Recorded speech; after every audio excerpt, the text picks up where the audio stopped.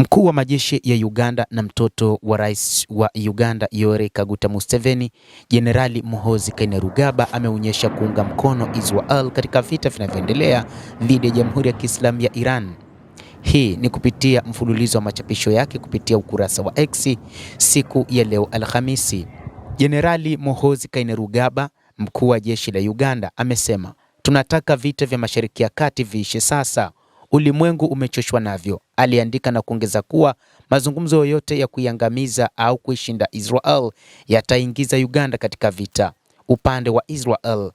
Amehitimisha Muhoozi Kainerugaba akimaanisha kwamba Waganda wapo upande wa Israel na wapo tayari kupigana na Iran. Katika chapisho jingine lililofuata alidai kuwa jeshi la ulinzi la wananchi wa Uganda UPDF, jeshi la nchi hiyo, litaanza kushiriki katika vita vya upande wa Israel ikiwa havitamalizika hivi karibuni. Israel ina haki ya kuwepo na mashambulizi dhidi yake lazima yakome, alisema Muhoozi.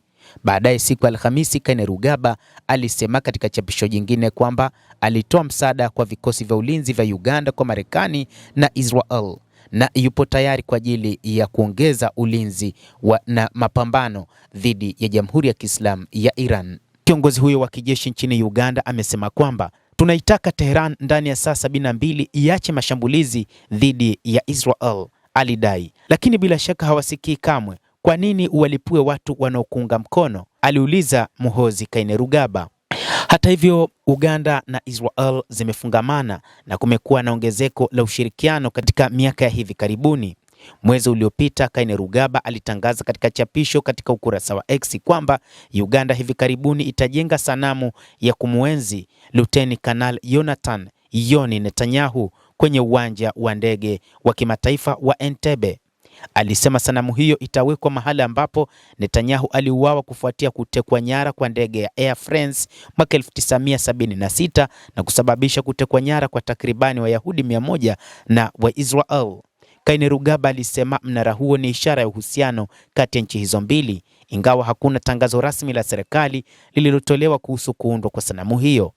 Waziri Mkuu Benjamin Netanyahu alihudhuria hafla ya kumbukumbu iliyofanyika katika uwanja wa ndege wa Entebbe mwaka 2016 kuadhimisha miaka 40 ya operesheni ya Jonathan. Miaka 40 iliyopita walitua usiku wa manane katika nchi inayoongozwa na kiongozi katili aliyetoa hifadhi kwa magaidi. Leo tumetua mchana kweupe katika nchi rafiki inayoongozwa na rais anayepambana na magaidi, alisema wakati wa hotuba yake kwa umma. Mtazamaji wa The World News, huyo ni Muhoozi Kainerugaba, mtoto wa Rais Yoweri Kaguta Museveni, akiipa masaa 72 Iran kuachana na kuishambulia Israel, huku akisema kwamba jeshi la Uganda litaunga mkono Israel na huenda likaingia vitani kwa ajili ya mapambano kuilinda Israel na watu wake. Endelea kutufuatilia, lakini usisahau kulike, kucomment, kadhalika kusubscribe channel yetu hii upate habari hizi kwa mapana kupitia The World News. Mimi ni Adam Hussein, endelea kuwa nasi wakati wote, endelea kutufuatilia uyajue mengi yanayojiri katika ulimwengu.